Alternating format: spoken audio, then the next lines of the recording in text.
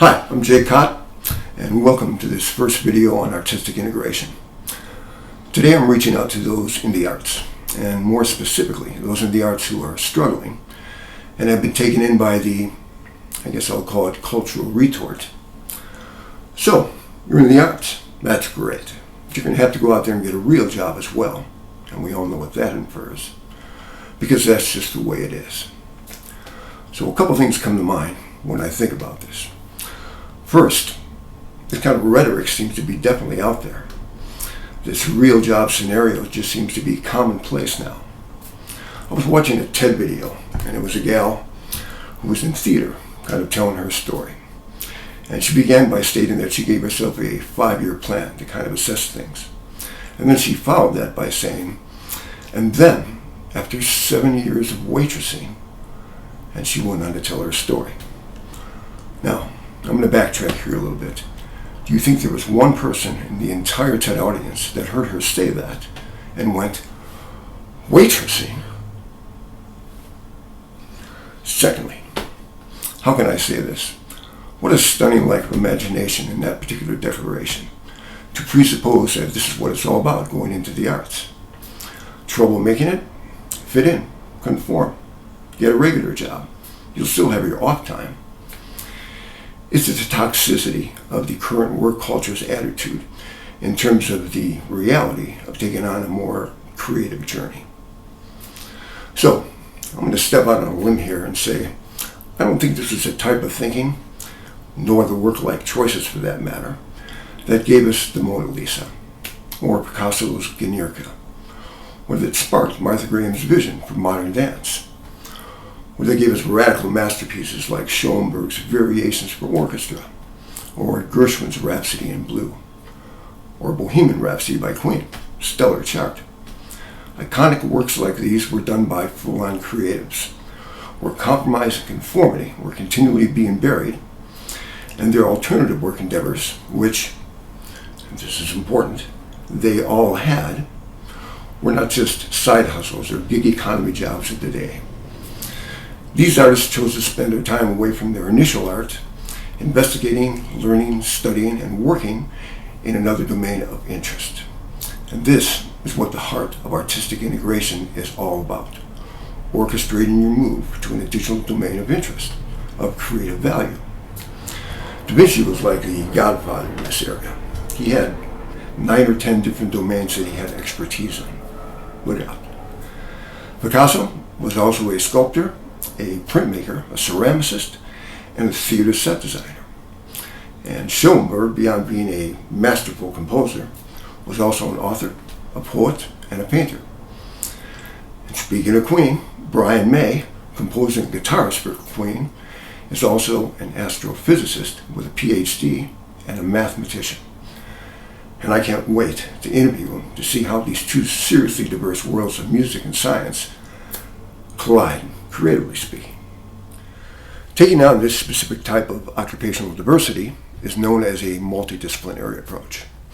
And what that's all about is learning the academic disciplines and professional specializations of another domain of interest, which then gives you the opportunity to start creatively combining that domain-specific knowledge to enhance not only your idea generation, but your overall creative capabilities as well.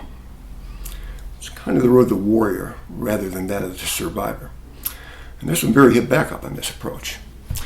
In the Cambridge book of the Neuroscience of Creativity, it states, what separates a highly creative person from a lesser one is the structure of one's neural networks in terms of the strength of the connections being made in those networks.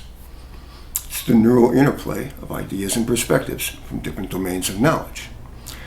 And we're right back to Da Vinci's approach here. In fact, one of the 7 Da Vincian principles is called cognition. And what that's about is learning to have an appreciation for the interconnectedness of knowledge and phenomena.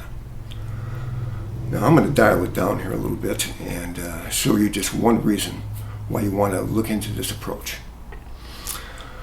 You don't want to be talking to someone and telling them about your latest work or your latest idea or innovation and then have to follow that with, and did you want fries with that? Public perception can be brutal, and sometimes appearances can be everything. So you want to remember that it's a massive difference in terms of what you think you have to do as opposed to choosing what you want to do, what's important to you. And psychologists call this a transactional analysis. And all that is getting rid of all the noise and everything you're being sold, looking inward, and taking action on what your heart, your gut, and your head are telling you, what you feel connected to. It's an internal decisional dialogue in terms of what you're going to do, rather than falling to a random choice or having a weak moment of compliance. Massive difference. So I hope you can see that there's no rocket science going on here. It's simply a creative approach to designing every aspect of your work life as an artist. Think of it this way. You don't want to be paid just for your labor. You want to be paid for your ideas and your creative insights as well. Your value to the marketplace and whatever additional domain you choose to go into. And once again, this is the heart of what artistic integration is all about. It's an investigation into your full potentiality as an individual, as an artist, an investment in yourself as a creative. And I think this is an excellent approach for the 21st century artist who is challenged in countless ways to be able to have a wider impact in the marketplace as a creative. Now, this will be a challenging endeavor, keeping your initial art strong and taking on a new domain. But I can promise you it's not going to be any more challenging than grinding away 40 hours a week at a gig that's nothing more than a paycheck. As an artistic integration coach, I make sure that my clients understand that learned helplessness can be unlearned, and this cancer of occupational compromise can be addressed, and the vision for being a full-on creative realized. Modern day renaissance as I see it. And maybe, just maybe, a way to foster a greater respect, not just for artists and creatives, but for the arts in general in this rather questionable capitalistic society we seem to be immersed in right now. What a concept. And on a final note, just for the record, I'm not looking down at anyone who's doing their art and working a regular job. I applaud your determination. But I'm convinced that there's a much better path, a much more artistically rewarding path that can be taken. Noted American psychologist Howard Gardner stated that extraordinary individuals are distinguished less by their raw impressive powers than by their ability to recognize their strengths and then exploit them. I believe the artistic integration program is where that can actually all unfold. Thanks for joining me today. If you have any interest in the artistic integration program, you can go to my website at jakecott, that's KOT.com, and connect. Stay safe, be well, start thinking about how else you can impact the marketplace as a creative, and then go out there and kick some creative ass. Salute.